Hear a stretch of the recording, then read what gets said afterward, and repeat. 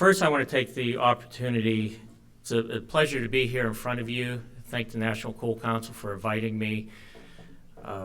Without a doubt, there's a lot going on within the coal program, and in the limited time, I'll try to give you certain aspects and some food for thought. And I know we have a long history of research, development and demonstration, and many of you have been part of it. So you're familiar with a lot of aspects of the program. In addition, the report that was put out in January, the details in 165 pages, shows that there is a lot of understanding and involvement within the program itself. One thing the director mentioned was partnership, and everything we've done in the past has really been with partnerships, industry, academia, other organizations. I think it's critical to take this opportunity, as she mentioned, to have that engagement with us here at NETL. We want to be able to get the most out of it. We heard Jeff mention about some NETL people here. I'm going to put them on the spot and ask all of them to please, can you just stand up in the back real quick so everybody can just see who all was here. Okay. Now wait a minute. I didn't say sit down yet. It's not over yet. Real quickly, starting from my right and behind you, that is Tom Sarkis from our Clean Coal Program demonstrations. To his right is Kristen Gertis. She heads up our Performance Planning and Benefits Group. To her right is Peter Balish, who heads up the Systems Analysis and Planning Group. Tom Tarka, who also works in his group with him, to his right.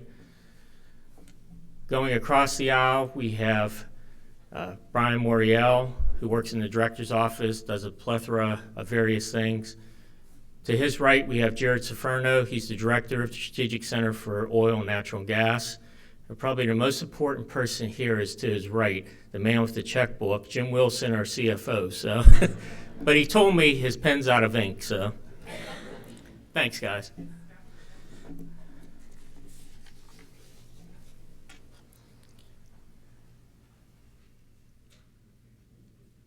There we go.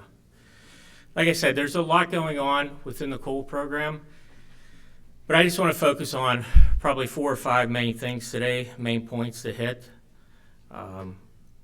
As I mentioned, the report had a lot of nice parts of the program already involved, pulled into it. But I just want to hit real quickly on the CCS value chain. What's the ingredients for success? What are we doing to help that recipe for success? What are some transformational technologies we're looking at to advance the ball, not incrementally, but revolutionary? And then also in our storage program, coal utilization or CO2 utilization is a very good aspect, but unfortunately it's going to be just a small piece of a much larger issue with CO2. So storage has been a very big focus. And I just want to talk a little bit about some efforts going on there and some thoughts about, we've heard not only from your report, but from the Secretary of Energy at the CSLF meeting in Saudi Arabia yesterday, the need for demonstrations, the need for these large storage sites.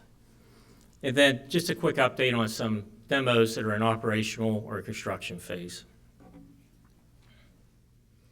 First of all, the case for CCS. It can definitely be made. We've seen these charts, we've seen them all different variations, 2% rise, business as usual, different starting points, etc. With various incremental wedges on really how are we going to get there for a decrease in the amount of CO2 that's put out.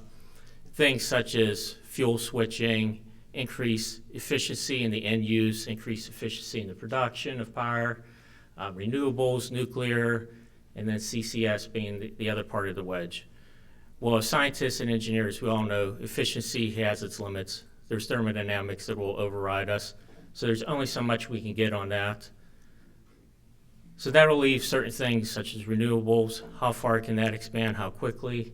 Nuclear, it has some challenges on its own. So really, if you look at this, we need CCS. It's a strong case. Whether or not you believe in a 2% rise or, are the models correct? Well, if they're not, even more reason why we need CCS, to have this opportunity to reduce the carbon in the atmosphere. So what is this value chain? I think we're all very aware, large stationary sources of CO2. It has to be captured from them, compressed, transported in a pipeline, and then either utilize that CO2 in other markets or to store it in some deep subsurface storage, whether it be enhanced oil recovery or in a saline formation. The director showed in her chart, it comes at a cost. There's an efficiency penalty, a cost penalty on that capture side. Pipeline transport, we've done that with fluids for many years. Maybe not at the scale that we needed for CO2 transport, but storage, we've done EOR for many years. We're progressing ahead in different parts of the program in this area. So that sets up, what are the ingredients? Well, we need low-cost capture technology. We've seen from the pie chart that made up the significant portion of the cost. Efficient power systems. It was mentioned by the gentleman earlier question, hey, isn't it better to reduce the amount of CO2 put out there first and have less to worry about for capturing? Yes, we have things going on there. In the program, we have some things going on to utilize the CO2, but we also have a big effort in making sure there's secure and sufficient safe storage sites that can handle the CO2 and understanding that. And I think underpinning all this, which probably echoes what's in your report, what the Secretary said yesterday, we need to demonstrate these. By themselves, it's great, but once you start integrating things together, that's when you really learn and get to that end game. Now, the Strategic Center for Coal, it's made up right now of 3 main offices. The Office of Coal and Power, R&D, which does the lower TRL levels, our major demos, getting out there, the higher TRLs, and then our program performance and benefits. That office helps to keep us in check with what we're learning in our research. Do these technologies have an opportunity to hit the goals? If not, what has to be overcome on an engineering side? We have a very robust portfolio, over 400 projects, significant total funding in the billions, majority coming from industry, especially on our major demo projects. That is very important because it shows if industry is willing to put in money, if the other organizations in these projects are willing to put up money, that the research should be relevant because they're not going to put up money for the sake of putting up money. There's an end game, an end goal in sight. But in our advanced energy systems, reducing the amount of CO2 put out there. We have things such as advanced gasification, advanced turbines, advanced combustion systems, fuel cells. We have a supercritical transformational program using supercritical CO2 to advance the efficiencies. Increasing these efficiencies help to reduce the overall cost of the system whenever we have CCS and reduce the amount of CO2. CO2 capture program, we have pre-combustion capture, generally through the gasification system, grab that CO2, that carbon before it gets put out there. Post-combustion capture, after it's combusted, how do we get to it? And the storage program, we know we can put CO2 in the ground, but can we monitor it? Can we predict how much we could put in? Can we verify that it's safe? A lot of effort going on looking at that. And then another part of the program are our enabling technologies, or if you look at the budget line, cross-cutting program. And these are things such as high temperature materials, computational tools, intelligent sensors, controls. All these help to augment the other programs for better efficiency, lower cost. This will probably be the only thing you see as far as budget. Last year our budget was nearly $400 million. Within our Office of Coal and Power R&D, the budget goes into that area from these various program lines. We have about $100 million, give or take a little bit, in each of the areas, except for our cross-cutting. It's more smaller projects. It's about $50 million. Significant number of projects ongoing to try to have the ingredients, each of them trying to add to that piece of the cake mix so we can get to a very efficient and affordable system. Now we talk about different generation and transformational technologies. And just to back up to give you a little bit of what each of that means. Our current demonstration projects that are out there now are demonstrating the current state-of-the-art technology, what is available now. That is our first generation technology. We have multiple projects looking at second generation, incrementally moving that ball forward, and then transformational, how can we really leapfrog and really move ahead. You'll see on here a plethora of different things from advanced combustion, advanced post-combustion capture, transformational. I'm going to get into a little bit more detail on some of those because there's a lot of unique things coming forward on that. Colored here in yellow, though, is, shows that a lot of these technologies are applicable to natural gas. You know, you'll hear a lot of people, well, we don't need coal, we have natural gas, we'll just switch and that'll solve the CO2 problem. But guess what? Natural gas puts out CO2 also. So the good thing is a lot of technologies developed for coal specifically could be applicable for natural gas.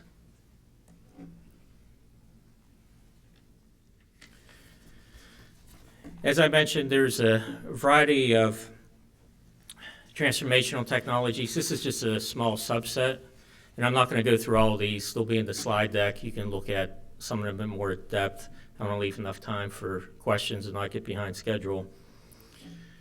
But just to go into a few of them. The first one, back to the gentleman's question in the last session, advanced ultra-supercritical steam cycles. Getting materials that can operate at 1,400 degrees Fahrenheit and 5,000 psi. Being able to do this will definitely significantly increase our efficiency, potentially up to 44% on an HHV value. That's going to correspond to reduction in CO2 of nearly 27%. Not only does the high efficiency help decrease the CO2, it also helps to potentially create a lower footprint on the plant. Maybe we can have things more compact. We have advanced through our materials cross-cutting program for many years, various materials. We are now at the stage where we just awarded at the end of last year a contest where we can actually test these ultra supercritical components. We need to reduce the risk of these when they get to the actual commercial design. It was a nearly $75 million project. DOE had 56 million industry partners and state, over 18 million.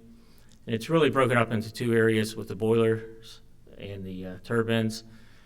But right now we will be going through a initial design and pre-feed study, ultimately probably within the next 5 years having an actual demonstration on these materials in the actual setting, commercial setting.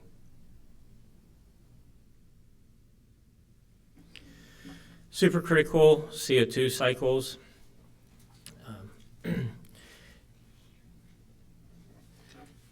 This is one of DOE's cross-cut initiatives. The Secretary has put out a lot of different cross-cuts across the department on common things, common technology areas that different parts of the department can work on. This particular one is in conjunction with fossil energy, energy efficiency, and nuclear energy. Utilizing supercritical CO2 in place of the normal power system and cycles, we have potential to raise the efficiency, greatly reduce the footprint of the size of the plant, reduce these turbo machineries and all the other working fluids, reduces the capital costs. Significant opportunity to raise the efficiency by multiple basis points in these systems. We have a lot of activities going on in the department with others in turbo machinery development, our oxy-combustors for the direct supercritical power cycles, materials work also, and just understanding more of the thermodynamic transport properties of the supercritical CO2. Chemical looping. This is another transformational technology we have a lot going on in. The good thing with chemical looping, we hear of oxycombustion, use oxygen instead of air. You get CO2 out of the system, it's already concentrated. Now you don't have to worry about separating out the CO2 from the balance of the flue gas. Well, substituting oxygen is quite expensive. There's a lot of parasitic energy requirements, separating out the oxygen in the air from the nitrogen. This is a novel way of getting around that air separation unit by utilizing materials that could transfer the oxygen over to the fuel and then be regenerated in another cycle directly from air as a really unique way of reducing that cost of oxygen production, getting to the high concentration CO2. It leverages a lot of experience we've had with circulating fluidized beds over the years. It's a lot of solids handling, though. That is an issue. There's a couple things going on with chemical looping combustion. We've been looking at limestone-based and iron-based chemical looping combustion. We also have looked at chemical looping gasification with similar materials, rather than bringing, how can we produce syngas utilizing the oxygen in a more novel and more cost-effective method. So we're looking for best practices for the screening, improving our carrier durability, that carrier that's going to transfer the oxygen, solids handling issues, as I mentioned, and then how do we control the process, some unique sensors for that.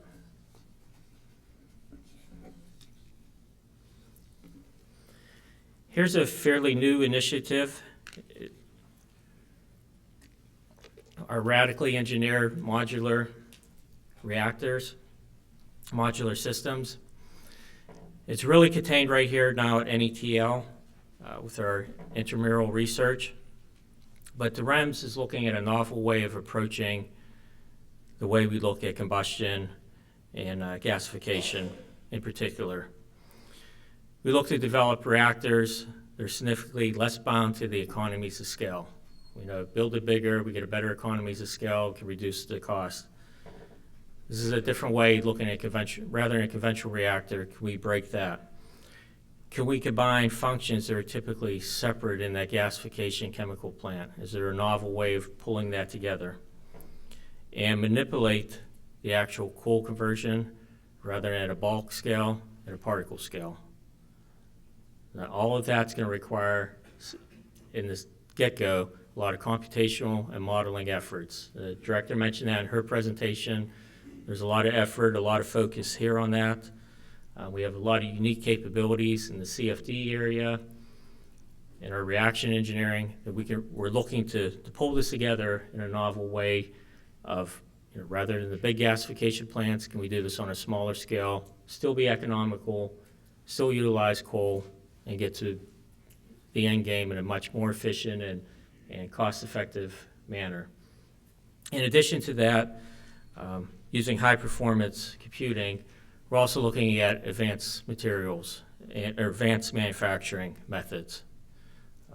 There's a lot of new things out there, new ways of developing parts, pulling things together. These reactor systems will be unique in their geometry, so how do you develop that? A lot of effort going on there is something to look forward to in the coming years of many advancements in that area. Transformational CO2 capture. We have numerous projects going on looking at various activities, from amine incorporated polymer networks to phase change solvents to hybrid processes, encapsulated ionic liquids. I don't want to get too technical in depth in any of this talk, but a lot going on. We have significant information there. I'd be more than willing, if anybody wants to learn more about that, please let us know, and we will give you a whole host of information. Something going on in our storage area. We have what's called the BEST, the brine extraction storage test. And in this particular area, we're looking at novel ways of potentially having pressure management and control of the plume. Can we steer the plume? Can we control the pressure in the reservoir? Anytime you eject a fluid, you always have to be careful about any type of induced seismicity. Well, by having a novel system coupled together with injection and some extraction of the brine, Now we can control any of the pressure in the formation. We can potentially steer the plume in the area we want it to go, and some of the brine that we extract, potentially treat it through some of the pressure gradients within the system at a lower cost than maybe a reverse osmosis system. So we could potentially get some fresh water out, put the CO2 in, and control that plume where we need it without any increase in any type of reservoir pressure that would cause any type of minor induced seismicity. We're also looking at, there's a lot of residual oil zones. This is oil that's left over after a water flood or within the water oil contact within a formation. Can we utilize that CO2 similar to enhanced oil recovery, but rather than utilizing a certain percentage of CO2, it's going to require a lot more to get that oil out, which is great for the storage program. We want to put more CO2 in. So there's a lot going on in that area. Now, I did want to touch upon, a success that has happened and continues to happen within our regional partnership program. This program's been around for a little over a decade now. It started looking at how do we qualify, what parts of the country have potential storage sites, do some small-scale injections, and now doing some development phase, we call it, injecting 1 million tons. What happens in that reservoir? What's the science we learned from that? And I know there's several in the room have been part of this program in the past.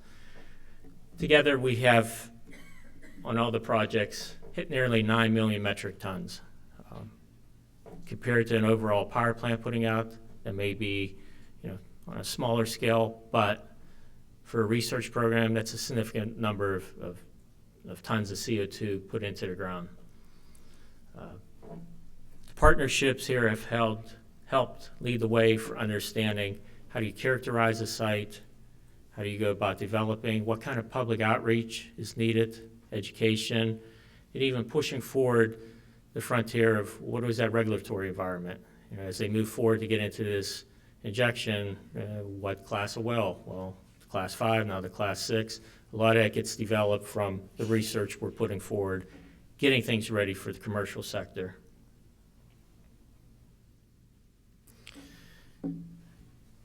Now, this is a pretty busy chart, but it's really a way of thinking about how do you develop a storage project. And it has significance on where I'm going next, because doing this will be needed multiple times if we do large volumes capture across the U.S. in the power industry. And there is a lot of thought, well, what if we have regional type storage systems? As you go forward with characterizing a site, you want to really reduce the uncertainty that you're going to hit a dry hole, I'll call it, or not have enough room in that formation to store the CO2 you're predicting. So it's a detailed data acquisition, detailed characterization, doing a lot of modeling, feeding back, looking at our models, additional information. This is a time scale. It could take a few years to really characterize, so we can go from a possible site to probably something that's probable onto something that's a proven site. And then, given our models and predictions, if we're going to eject over so many years, so many millions of tons, can we put it in that formation? Where would the area of review go? Where would that plume move out underneath? What are any pressure buildups, et cetera? And that brings me to the next slide. A lot of people call for, let's have some large volume regional storage where everybody can just put the CO2 or go forward. Something we've thought about, just some questions to throw out there for more engagement and thinking maybe later on. Who should own that site? Is this a private site? Should it be something the federal government handles? Something like a SPRO, we have a site for holding oil. Is this considered an asset of holding the CO2? Should the states have it? Regionally within their states have control? Is it a mix, a public-private partnership? don't have the answers, aren't looking for the answers, just trying to get thoughts going on this. Then what's the government involvement in this type of site? What is the mechanism? We have various mechanisms from grants, cooperative agreements, contracts. We get substantial involvement in it. We also have things for tax incentives, investment tax credits, et cetera. And what kind of cost share requirements? Most of the research we do, RD&D requires cost sharing, 20 to 50%. Things to think about on, what would it take really to have these type of sites developed? The best location of the sites, onshore, offshore. What if it's near an international boundary? That plume may migrate. Can you do even across state boundaries? How is that thought about? And is it best to just have a storage site or have a hybrid type site where you have enhanced oil recovery with the stacked storage underneath? So you can get some revenue out while you're having enough storage volume for that CO2. Public engagement and timing. We've seen for many projects this can be critical. This was done different ways for some large-scale projects where they put out a call, hey, what communities want this project to have storage, and let them compete for it, versus this is a good spot for the project, and we engage with the public, have them understand what CCS is and this carbon storage is, et cetera. What comes first? The timing of that, the starting of those activities. And just as I mentioned in the previous slide, there's a whole series of characterization trying to get down to a site that's going to work. You want to get from that possible to a proven site. Not every site's going to work. It may not have that volume you need. So how many sites do you need in the beginning as you start to move down to that, whatever that right number turns out to be? And then the sources of CO2. It's not important for the formation necessarily if it is a pure stream of CO2, but potentially from a business model. CO2 from a power plant, you have an ethanol facility. Who has skin in the game for this reservoir? Who gets to put their CO2 in there? These are things of thinking through a business model, how this will all work.